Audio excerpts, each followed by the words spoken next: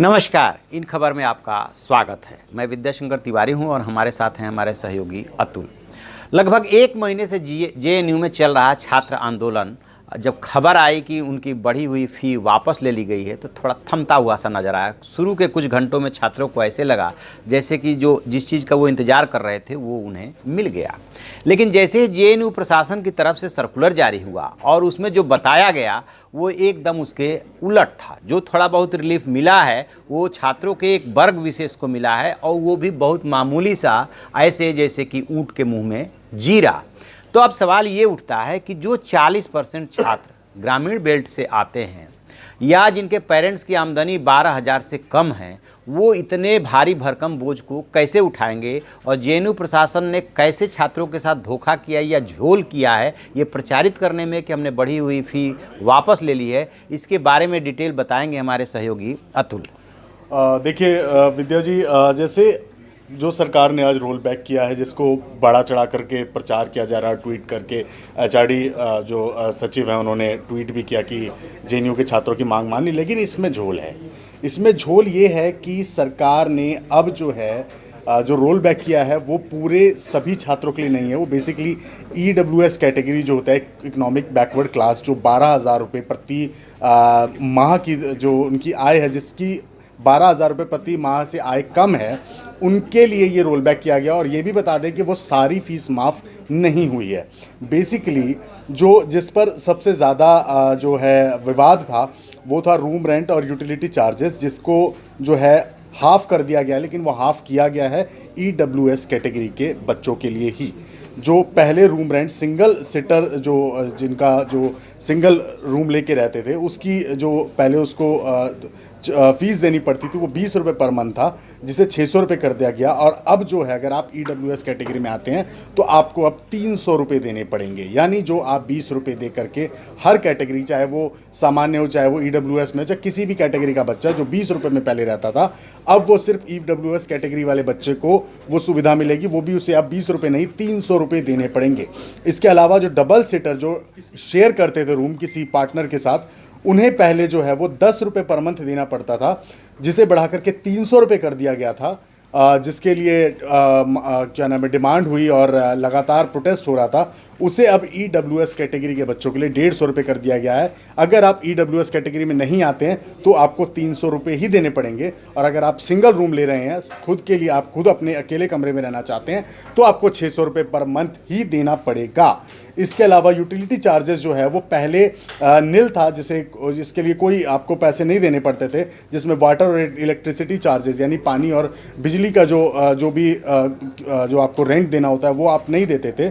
अब वो 50% देना पड़ेगा। मीनिंग देयर बाय कि जो एक्चुअल आएगा उसका 50%। अगर आपका सपोज कीजिए 500 रुपये आ रहा है बिजली और पानी का बिल, तो आपको 250 रुपये देने पड़ेंगे। अगर आप जो है 250 रुपये तो आपको देने ही पड़ेंगे, जो पहले नील था। पहले आपको बिजली और पानी के लिए जेएनयू में कोई फीस नहीं देनी पड़ती थी। इसके अलावा सर्विस चार्जेस, जिसमें मेस सर्विस है, सैनिटेशन सर्विसेज हैं या सपोर्टिंग स्टाफ सर्विस है, उसके लिए भी आपको पहले कोई पैसा नहीं देना पड़ता था। और अब जो है उसके लिए भी आपको 50% पैसा देना पड़ेगा।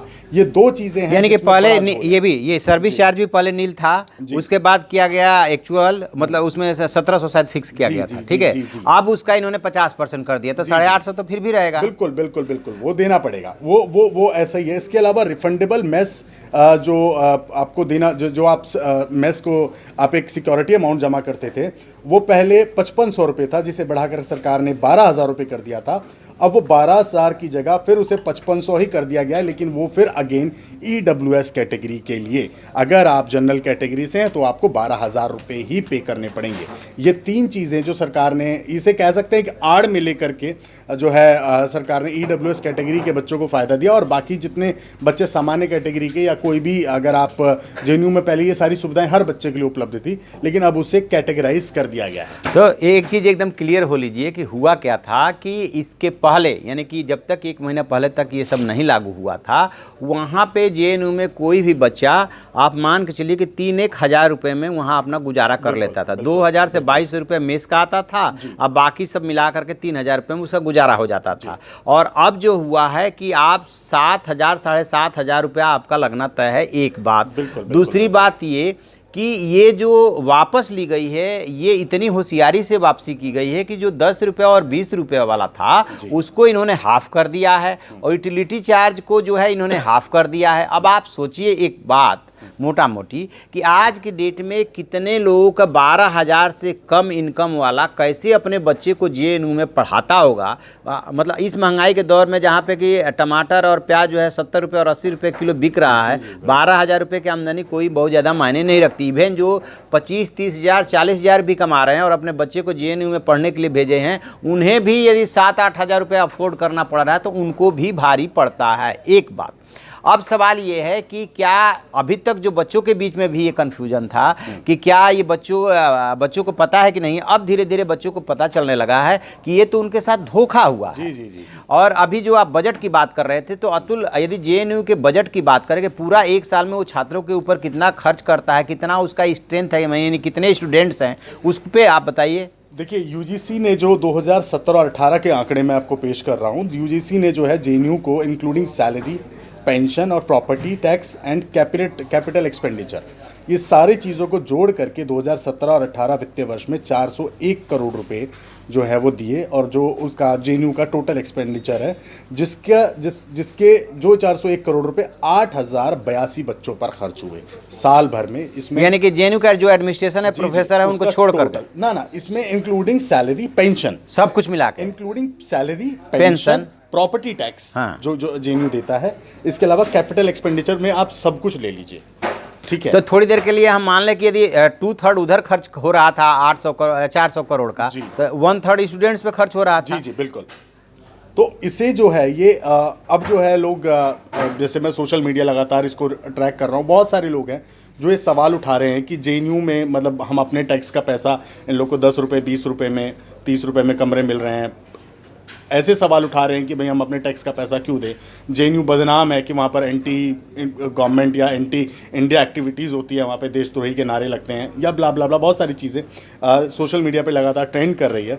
लेकिन एक धड़ा, बहुत बड़ा धड़ा ये भी है जो ये बात कह रहा है कि जेएनयू में गरीब गुरबा का बच्चा पढ़ रहा है, वहाँ पर सरकार को या प्रशासन को दिक्कत सिर्फ इस बात से है कि ये लोग सवाल उठाते हैं, ये लोग सवाल पूछते हैं। जेएनयू सवाल पूछता है, जेएनयू सवाल पूछता है, जेएनयू का बच्चा तार्किक सवाल पूछता है, आपसे सवाल पूछता है, अपना अधिकार जानता है। वो पढ़ा लिखा बच्चा है, वो उसने बहुत कठिनाई से जो है संघर्ष से वो वहां तक पहुंचा। अतुल, मैं सारे जितने सेंट्रल इंस्टीट्यूट्स हैं उनके फी और मेस वगैरह का जो चार्ज देख रहा था और हॉस्टल का चार्ज देख रहा था, एम्स, जामिया, डीयू के कुछ कॉलेजेज में है, सबका मैं ये देख रहा था, आईआईटी कि उनका खर्च जो है ना 25,000 से 30,000 के बीच में इसके है, मैं इसका हॉस्टल वगैरह का, ठीक है। और लगभग इतना ही खींच करके जेएनयू भी ले गया है, 12,000, मतलब ईडब्ल्यूएस कैटेगरी के बच्चों को छोड़ दीजिए तो अभी भी इतना ही खींच करके ये भी ले गए, इनका भी 25 से 30,000 के बीच में आएगा।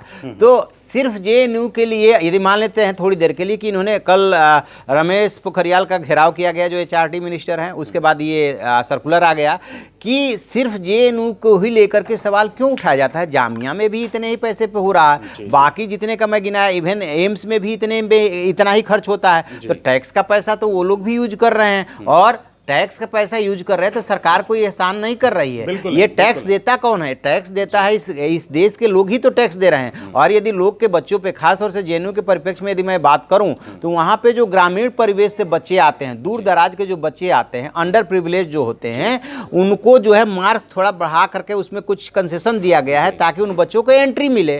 तो यदि आप उन पर खर्च कर रहे हैं तो एहसान तो नहीं कर रहे हैं। जी। जब आप जेएनयू का जब एडमिशन प्रोसेस भी देखेंगे तो उसमें बाकायदा रैंकिंग के हिसाब से आपको मार्क्स मिलते हैं। अगर आप किसी पिछड़े इलाके से आए हैं, आप आदिवासी हैं, दलित हैं, आप अंडर प्रिविलेज रहे हैं, उसके भी आपको मार्क्स मिलते हैं। तो वहाँ पर आप अमूमन देखेंगे, दिल्ली यूनिवर्सिटी या कोई भी बड़ी यूनिवर्सिटी आप ले लीजिए, वहाँ के बच्चों का जो लिविंग स्टैंडर्ड है या उनका जो आप पर कैपिटल इनकम उनके पेरेंट्स की देखेंगे और जेएनयू के बच्चों की देखेंगे तो आपको एक ज़मीनी अंतर नजर आएगा। हाँ, मैं जानता हूँ। डीयू देखिए, डीयू में क्या होता है कि एडमिशन का जो प्रोसेस होता है अभी तक मेरिट बेसिस पे होता है, ठीक है। उसके लिए बेशक देश भर के बोर्ड्स ने अपने मार्क्स में लिबरलाइजेशन कर दिया, वो अलग एक बात है, लेकिन वहाँ पे कोई आपको कंसेशन नहीं मिलता है। जेएनयू का जो कंसेप्ट था वो ये था कि जो दूर दराज ग्रामीण आदिवासी जिस भी बेल्ट से बच्चे आते हैं, खासतौर से देखिए राजस्थान के जो मीडिया बहुत पढ़ने के लिए वहाँ पे आते हैं, तो उनको जो है ऐसे उस पर ले आकर के खड़ा कीजिए जो अर्बन सेक्टर से जो बच्चे आते हैं उनके बराबर वो कम्पीट कर सकते हैं, ठीक है। इसीलिए अर्बन और रूरल का वहाँ पे एक तरह से कोटा रखा गया,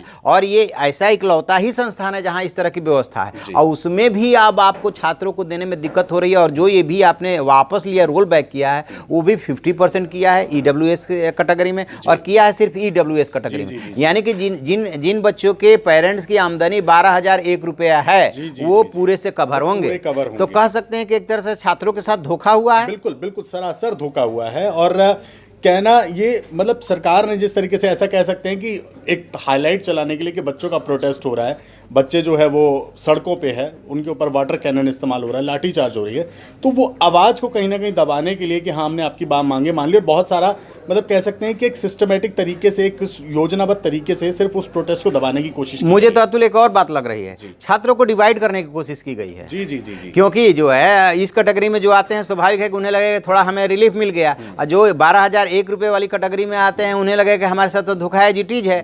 तो अब चलिए देखते हैं कि इसके बाद छात्र कितना समझते हैं, क्योंकि मेरे जेएनयू के कुछ छात्रों से बात हुई है, अभी भी उनमें उतना ही रोष है, और वो इस बात को फील कर रहे हैं कि कहाँ तो हम एचआरडी मिनिस्टर से मिलने के लिए गए थे कि वो हमारी समस्या का समाधान करेंगे, लेकिन उन्होंने आईवास किया है और छात्रों को डिवाइड एंड रूल का एक तरह से छात्रों पे फार्मूला आजमाया है। तब देखते हैं कि छात्रों की अगली स्ट्रेटजी क्या होती है, क्योंकि वो इससे संतुष्ट नहीं है। जैसे ही इसमें कोई और अपडेट मिलेगा हम आपको बताएंगे। आप देखते रहिए हमारा डिजिटल चैनल इन खबर। Thank you.